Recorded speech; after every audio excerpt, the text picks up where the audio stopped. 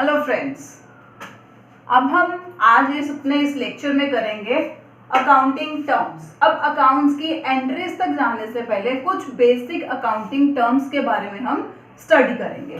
तो पहले हमारी अकाउंटिंग टर्म है दैट इज बिजनेस ट्रांजैक्शन। अब ये बिजनेस ट्रांजैक्शन क्या है?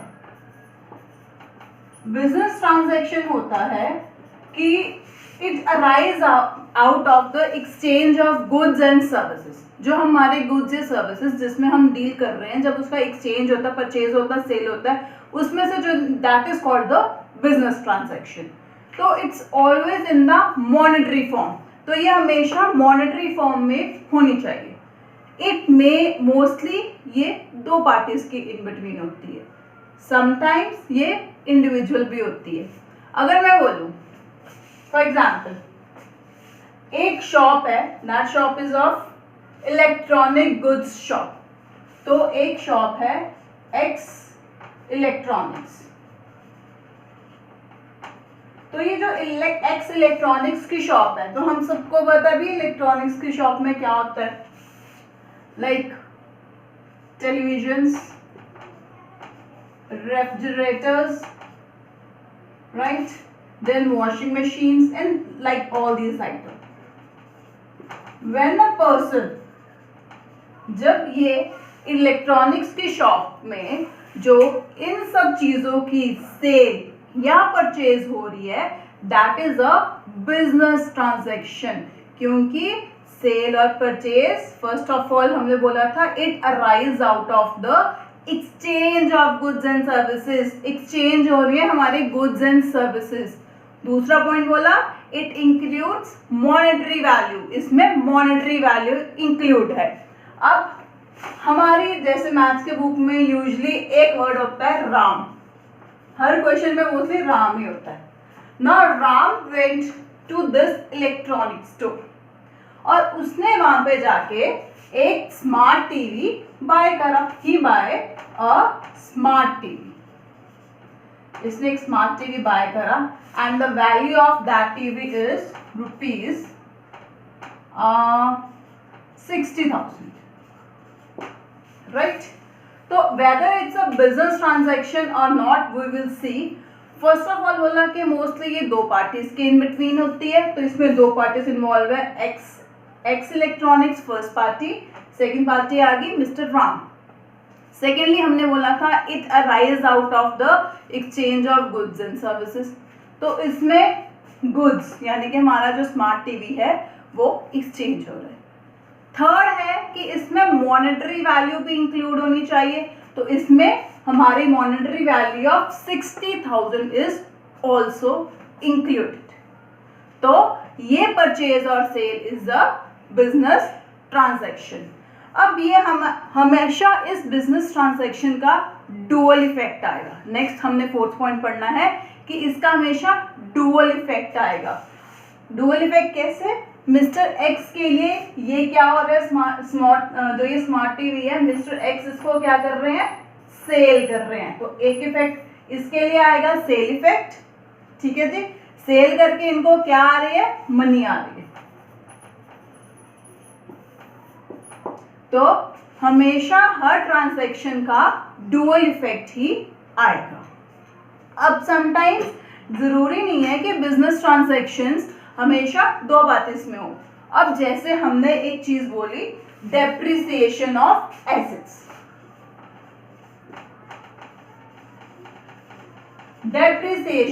डेप्रिसिएशन वैसे एक नॉर्मल सी मैं आपको बता रही हूँ क्या होता है डेप्रिसिएशन।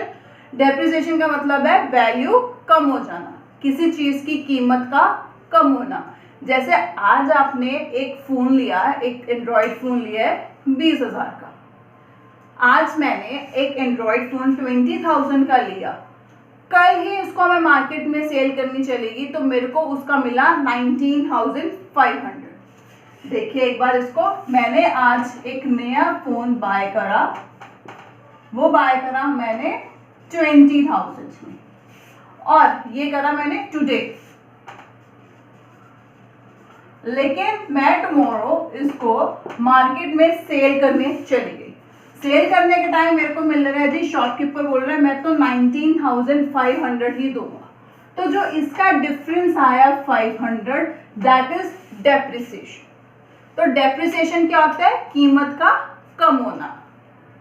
तो डेप्रिसिएशन भी एक बिजनेस ट्रांजैक्शन ही है। डेप्रिसिएशन में कोई दो पार्टीज इन्वॉल्व नहीं होती, जैसे कंपनी की मशीन्स हैं, फर्नीचर्स हैं, उनकी वैल्यू ईयर बाय ईयर कम होती जाती है, तो it's also a business transaction. तो बिजनेस ट्रांजैक्शन में सबसे पहले हो गया कि मॉनेटरी, सबसे पहले हो गया exchange of goods and services. पहला पॉइंट हमने बोला एक्सचेंज, पहला पॉइंट था इसमें exchange of goods and services. और जो वो एक्सचेंज होगा गुड्स एंड सर्विसेज वो फ्री फंड में नहीं होगा, उस एक्सचेंज के साथ मॉनेटरी वैल्यू इंक्लूड होगी और इसका डुअल इफेक्ट होगा। So this is a business transaction. I hope first point ये क्लियर है। अब हमारी सेकंड टर्म कौन सी है? सेकंड टर्म है हमारी अकाउंट्स। अब अकाउंट्स क्या होता है? अकाउंट्स में हम अकाउंट्स के बारे में पढ़ेंगे। जो हमारे ग्रैंडफादर्स थे या फादर्स थे वो अकाउंट्स को बोलते थे खाता, खाता जिसका पंजाबी में या हिंदी में नाम है खाता। तो अब इस अकाउंट्स का क्या मीनिंग है? अकाउंट्स क्या होता है? Accounts is a summarised record of business transaction. जैसे मैंने एक पर्टिकुलर चीज को, एक पर्टिकुलर हेड को अलग कर दिया। मैंने आज देखिए बिजनेस में ही मैंने सपोज फॉर एग्जांपल वो इलेक्ट्रॉनिक्स का ही बिजनेस था, तो इलेक्ट्रॉनिक्स के बिजनेस में वो हमारा इलेक्ट्रॉनिक्स बिजनेस,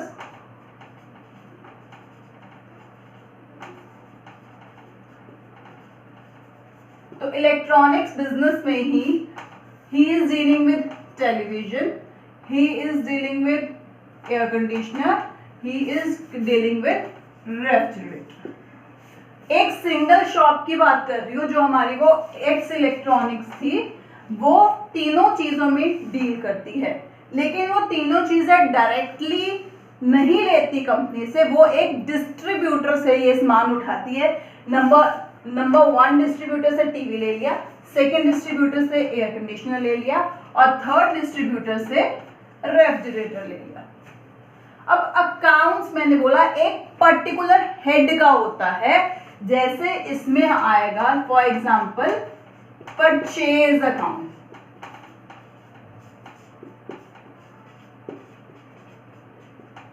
परचेज अकाउंट मतलब एक्स इलेक्ट्रॉनिक्स ने 3 चीजें परचेज करी, टीवी, एसी एंड रेफ्रिजरेटर। तो ये तीनों चीजें क्योंकि परचेज हुई हैं तो ये किस में आएंगी? ये आएंगी परचेज अकाउंट में, परचेज अकाउंट में आएंगी। अब इसने ये सारी परचेजेस में भी कैश पे करी है या क्रेडिट पे करी है, हमने ये मेंशन तो करना होगा ये कैश पे हुई है या क्रेडिट पे हुई है, लेकिन परचेज अकाउंट में बोथ टाइप ऑफ परचेजेस आएंगी, चाहे वो परचेजेस हमने कैश में करी है एक्स इलेक्ट्रॉनिक्स ने, चाहे उसने क्रेडिट पे करी है। सो अकाउंट क्या है? एक पर्टिकुलर हेड को इकट्ठा कर लेना, एक साथ अलग से कर लेना, और उसमें जो जो ट्रांजैक्शंस हो रही है, जो जो बिजनेस ट्रांजैक्शंस हो रही है वो इसमें रिकॉर्ड की जाएगी। हमें कोई मतलब नहीं है वो कैश पे हुई है या क्रेडिट पे हुई है, रिकॉर्ड तो होगी, but we have to mention कि वो क्रेडिट परचेज है या कैश परचेज है। तो ये हो गया हमारा सेकंड टर्म अकाउंट्स। अब हमारी थर्ड टर्म है, हमारी थर्ड टर्म है capital. Now what do you mean by capital? जब भी बिजनेस स्टार्ट होता है, बिजनेस स्टार्ट करने के टाइम जो पार्टनर्स या प्रोप्राइटर्स पैसा इन्वेस्ट करते हैं दैट इज कॉल्ड कैपिटल। जितना भी पैसा स्टार्टिंग ऑफ द बिजनेस में इन्वेस्ट करा गया that is a capital. For example एक फर्म ओपन हुई, पार्टनरशिप फर्म XYZ लिमिटेड, ठीक है जी। तो XYZ लिमिटेड एक फर्म हमारी पार्टनरशिप फर्म बन गई। तो XYZ तीनों ने मिलके, तो XYZ में 3 पार्टनर्स थे, हमारे 3 पार्टनर्स थे XYZ। तो जितना पैसा XYZ ने मिलके लगाया that is a capital. Starting of the business, इन्होंने स्टार्ट करा बिजनेस 1 अप्रैल 2019 को और इन्होंने पैसा लगाया, X ने लगाया यहाँ पे 50,000 रुपीज, Y ने इन्वेस्ट करे 30,000 रुपीज और Z ने इन्वेस्ट करे 20,000 रुपीज। तो इनकी कैपिटल ना 50 ना 30 ना 20, हम इन तीनों को क्लब करेंगे, तीनों को क्लब करके हो गया कि इनकी कैपिटल होगी 1 लाख रुपीज। हम बोलेंगे XYZ की कैपिटल कितनी है 1 लाख रुपीज। ये है जब capital invest, starting of the business में जो पैसा इन्वेस्ट होता है दैट इज कॉल्ड कैपिटल। अब कैपिटल हम बोलते हैं क्या ये इंक्रीज और डिक्रीज हो सकती है?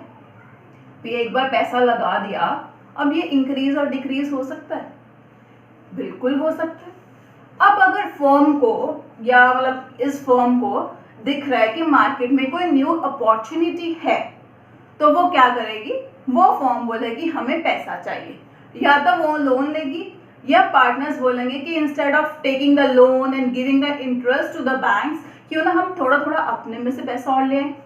अब एक नया इनके पास प्रपोजल आया, तो XYZ, तो ये XYZ ने स्टार्टिंग में लगाया था, तो अब कह लीजिए इनको ऑफर आया 30th ऑफ अक्टूबर 2019 को। इन्होंने क्या करा, इन्होंने करा कि थोड़ी थोड़ी कैपिटल और लेकर आए उस नए वेंचर के लिए।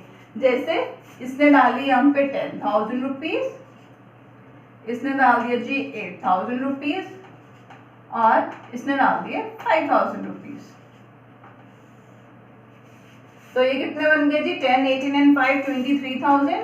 तो ये जो 23,000 है, अब हमारी कैपिटल इंक्रीज होगी 1 लाख प्लस 23,000, हमारी अब टोटल कैपिटल होगी 1,23,000। तो ये जो उसके बाद इंट्रोड्यूस हुई है, इस कैपिटल को हमारे अकाउंट्स की टर्म में हम बोलते हैं एडिशनल कैपिटल। ये हमारे आगे यहाँ पे एडिशनल कैपिटल। तो हमने पहला पॉइंट पढ़ा कि इसको हम क्या इंक्रीज कर सकते हैं। यस, हमने इस कैपिटल को इंक्रीज कर दिया। 1 लाख पहले थी, इन बिटवीन फर्म को पैसा चाहिए, सारे पार्टनर्स ने दे दिया, मे भी किसी पार्टनर ने नहीं भी दिया, ये नहीं हम बोलते कि सब पार्टनर्स को देना पड़ेगा। तो वो इंक्लूड करके टोटल अब इनकी कैपिटल कितनी होगी 1,23,000। ठीक है जी। अब एक और टर्म इसी में ही हम इंक्लूड कर लेते हैं, ड्राइंग्स।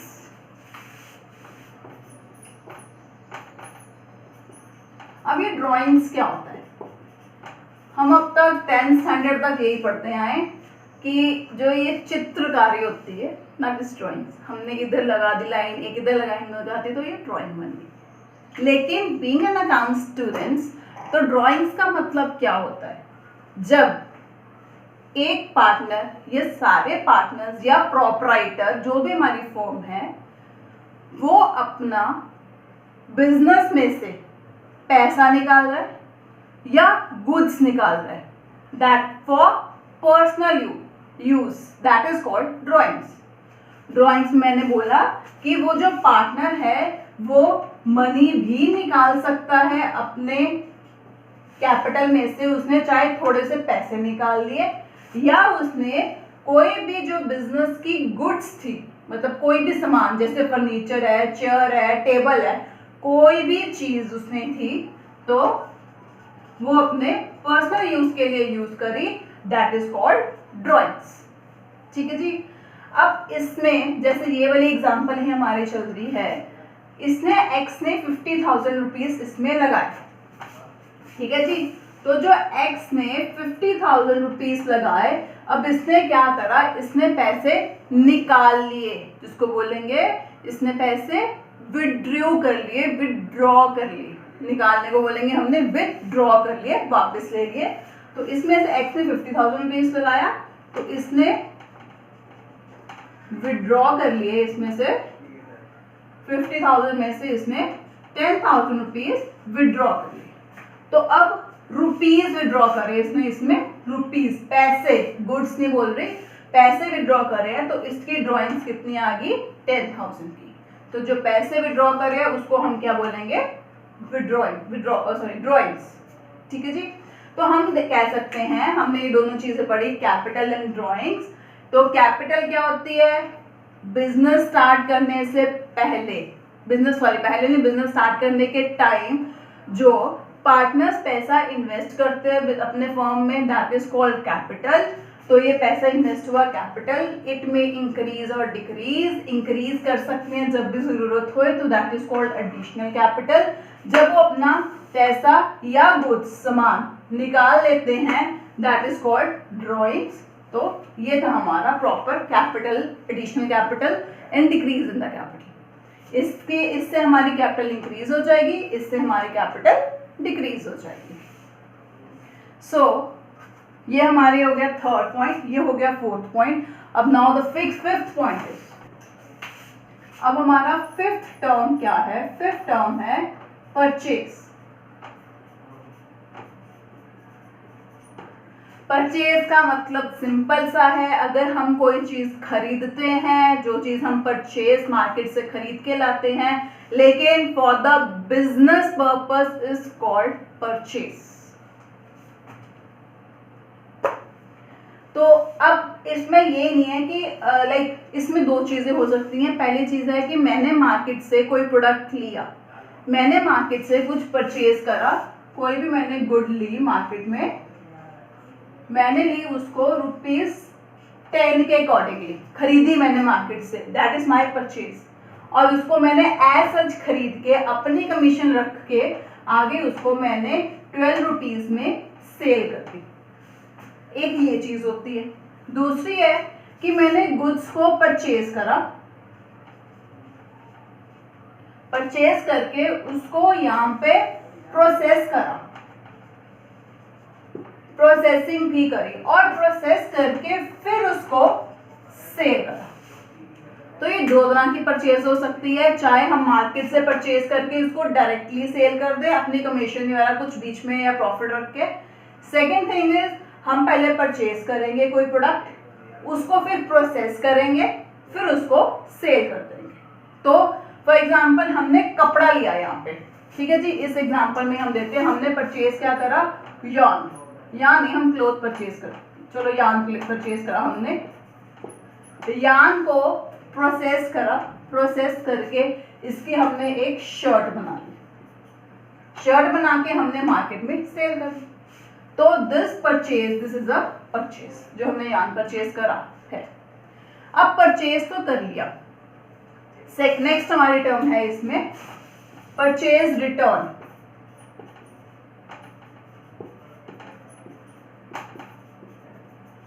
अब परचेज रिटर्न क्या है, हमने कुछ परचेज करा लेकिन बाय चांस वो चीज कुछ डिफेक्टिव आ गई।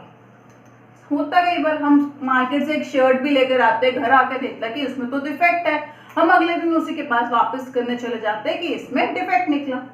In the same thing, in the same way business में हम अगर कुछ परचेज करते हैं, हम कभी वो डिफेक्टिव निकल आता है या कुछ एक्स्ट्रा बच जाता है, किसी न किसी रीजन से हम उसको रिटर्न कर देते हैं, तो that is called purchase return. जो हमने परचेज करा हुआ था उसको हमने क्या कर दिया, रिटर्न कर दिया। तो परचेज रिटर्न, तो जो परचेज रिटर्न है, परचेज रिटर्न को हम दूसरा नाम क्या देंगे, रिटर्न आउटवर्ड। इसका दूसरा नाम है रिटर्न आउटवर्ड। यूजुअली हमारे क्वेश्चन में ना यही लिखा था, रिटर्न आउटवर्ड या इनवर्ड। तो आउटवर्ड का मीनिंग समझो, आउटवर्ड क्या होता है? आउट, मैंने बोला गेट आउट, निकल जो बाहर। हम बाहर किसको निकालेंगे? जिसको हमने खरीदा है उसी को तो बाहर निकालेंगे। तो that is why it's called purchase outward, मतलब जो हमने खरीदा उसको हमने वापस दे दिया due to any reason, that is called purchase outward. अब नेक्स्ट टर्म है हमारी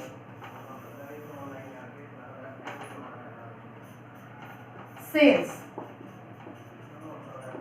सेल्स मतलब जो कुछ हमने प्रोड्यूस करा, जो कुछ हमने बनाया, उसको हमने मार्केट में सेल कर दिया।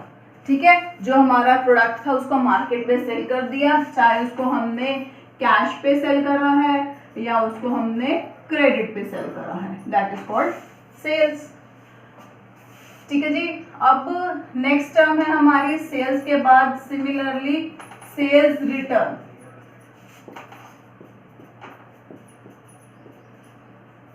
समटाइम्स जब हम सेल्स करते हैं तो रिटर्न भी तो आते हैं वापस ड्यू टू सर्टेन रीजन। आज साइज नहीं पूरा आया, इसमें ये डिफेक्ट निकल आया, किसी ना किसी रीजन से हमारे पास सेल्स, हमारी सेल की हुई चीज वापस भी आ सकती है, तो that is called sales return. जो हमने सेल करी वो वापस आ गई। अब इसका दूसरा नाम क्या है? जैसे इसका था आउटवर्ड, ठीक है जी, रिटर्न आउटवर्ड। इसका दूसरा नाम है अब रिटर्न इनवर्ड। इनवर्ड का मतलब क्या है? जो पहले चला गया अब वो मेरे पास फर्म में, मेरे बिजनेस में वापस आ गया, इन आ गया मतलब, ठीक है ना, तो वो वापस आ गया, that is why it's called inward. तो नेक्स्ट टाइम से जब ये क्वेश्चंस में आएगा तो बी केयरफुल, ये आउटवर्ड क्या है, इनवर्ड का डिफरेंस क्या है। आउटवर्ड मतलब हमने जो परचेज करा था उसको आउट कर दिया, और इनवर्ड मतलब जो सेल करा था उसको हमने वापस अपनी शरण में ले लिया। ठीक है जी। अब मैंने ना आपको वो बोला था कि जब हमने रिटर्न करनी, वो विड्रॉइंग करनी थी, ड्रॉज करने थे, तो हम उसमें मनी भी ड्रॉ कर सकते थे और गुड्स भी ड्रॉ कर सकते थे। तो हमारी नेक्स्ट टर्म है गुड्स। अब ये गुड्स क्या होता है? गुड्स का मतलब है हमने कुछ भी चीज परचेज करी या सेल करी, that is called goods. For example जैसे वो हमने इलेक्ट्रॉनिक स्टोर वाला एग्जाम्पल ही कंटिन्यू कर रहे हैं, उसने वॉशिंग मशीन परचेज करी, वॉशिंग मशीन सेल करी, तो that is a good, washing machine is a good for that firm. तो जिस चीज में हम डील कर रहे हैं, जिस चीज में फर्म डील कर रही है, that is called the good. So हमारी अब नेक्स्ट टर्म है स्टॉक। स्टॉक को हम दूसरा नाम बोलते हैं इन्वेंट्री।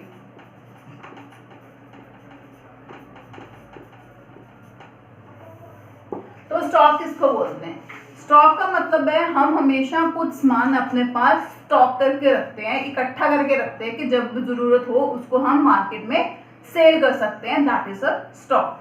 कि लाइक वी कैन से कि कंपनी हमेशा इन्वेंट्री रखती है अपने पास कि एकदम से मार्केट में डिमांड आए तो कंपनी उसको सेल करते। अब ये तो है नहीं आज कंपनी ने 10 गुड्स प्रोड्यूस करे तो 10 के 10 ही मार्केट में बिक गए, 10 में से 8 बिक गए, जो 2 बच गए, दैट इज कॉल्ड, वो हमारी इन्वेंट्री है, राइट। अब जो स्टॉक है ये 2 तरह से होता है। ये एक होता है ओपनिंग स्टॉक और दूसरा होता है क्लोजिंग स्टॉक। तो क्लोजिंग स्टॉक को हम ऐसे भी लिख देते हैं क्लोजिंग स्टॉक, ओपनिंग स्टॉक को हम ऐसे लिख देते हैं ओपनिंग स्टॉक। तो जो ये ओपनिंग स्टॉक है, ओपनिंग स्टॉक का मतलब है फाइनेंशियल ईयर के स्टार्ट होने के टाइम पे जो हमारे पास स्टॉक है, that is called opening stock. For example financial year start हुआ 1/4/2020 को, 1/4/2020 को जो हमारा नया फाइनेंशियल ईयर स्टार्ट हुआ है, तो जो सुबह मेरा अपना गोडाउन खुला, जो स्टार्टिंग में मेरे पास गुड्स पड़े हुए थे, वो है मेरा ओपनिंग स्टॉक। ठीक है जी। इन द सेम सेंस अब क्लोजिंग स्टॉक होगा कि जो मेरा 31 मार्च 2021 को जो अकाउंट मेरे पास स्टॉक में बचा होगा, that is called closing stock. अब फाइनेंशियल ईयर, ये तो मैंने बोल दिया फाइनेंशियल ईयर। फाइनेंशियल ईयर क्या होता है? Financial year is financial year 12 months का टाइम होता है, जो कि हमेशा स्टार्ट होता है 1 अप्रैल को, 1 अप्रैल of any year till 31 March of the next year, अगले साल की 31 मार्च तक। तो स्टॉक हो गया, जो हमारे पास गुड्स इकट्ठी पड़ी हुई है हमारे गोडाउन में, जो इन्वेंट्री फर्म ने रखी हुई है, दैट इज गुड्स दो तरह, सॉरी स्टॉक दो तरह का होता है, opening stock, closing stock. Opening stock क्या होता है? जो कि हमारा स्टार्टिंग में होता है, जो हमारे फाइनेंशियल ईयर के स्टार्टिंग में होता है, दैट इज ओपनिंग स्टॉक, और जो फाइनेंशियल ईयर के क्लोजिंग में होगा दैट इज क्लोजिंग स्टॉक। अब अगर मैं बात करूं, इस साल का क्लोजिंग स्टॉक ये है। अब अगली डेट आ गई, इसका अगला दिन क्या होगा? 31 मार्च 2021 का अगला दिन क्या होगा? 1 अप्रैल 2021। अब मैंने शाम को 8 बजे अगर अपना गोडाउन बंद करा तो मेरे पास यहाँ पे 100 यूनिट्स पड़े थे, और अगले दिन मैंने सुबह 8 या 9 बजे अपना गोडाउन ओपन करा तब भी मेरे पास 100 यूनिट्स थे। एक्सेप्शन चोरी नहीं आने लगी, ठीक है जी। तो एक साल का जो क्लोजिंग स्टॉक होगा वो नेक्स्ट ईयर का ओपनिंग स्टॉक बन जाएगा। यू गॉट द पॉइंट कि जो इस साल का, इस फाइनेंशियल ईयर का क्लोजिंग स्टॉक होगा वो नेक्स्ट फाइनेंशियल ईयर का ओपनिंग स्टॉक होगा।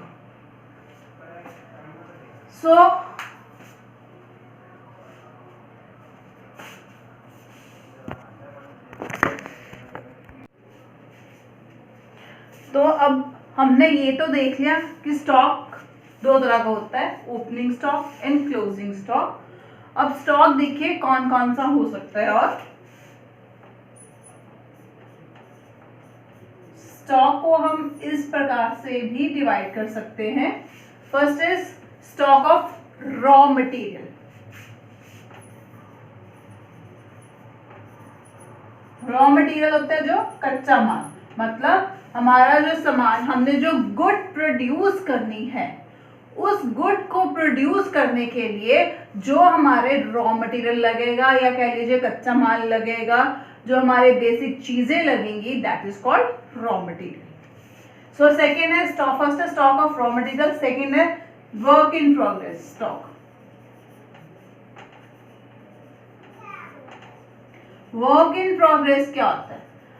काम जो चल रहा है, जो काम चलते हुए उसमें जो स्टॉक पड़ा हुआ है, जो मशीनों के ऊपर हमारा सामान है, वहां पे जो स्टॉक है that is called work in progress stock.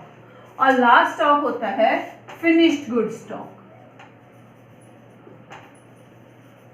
जो हमारा प्रोडक्ट बनके तैयार है मार्केट में सेल करने के लिए, that is finished good stock. ठीक है जी। अब इसमें एक एग्जांपल है, हमने शर्ट बनानी है एक, तो शर्ट बनाने के लिए मेरा रॉ मटेरियल हो गया इधर क्लोथ। ठीक है जी, मैंने रॉ मटेरियल लिया क्लोथ, तो मेरे पास क्लोथ का भी स्टॉक पड़ा होगा। नेक्स्ट है work in progress, it means जो मशीन्स में काम हो रहा है उसमें जो स्टॉक पड़ा है। इट मींस जैसे इसमें बटन्स लगने हैं तो बटन्स का जो स्टॉक उधर पड़ा है, या that is work in progress stock. और फाइनल स्टॉक में क्या आएगा? फाइनल स्टॉक में आएगा जो मेरी शर्ट्स बन के तैयार है, that is finish good stock.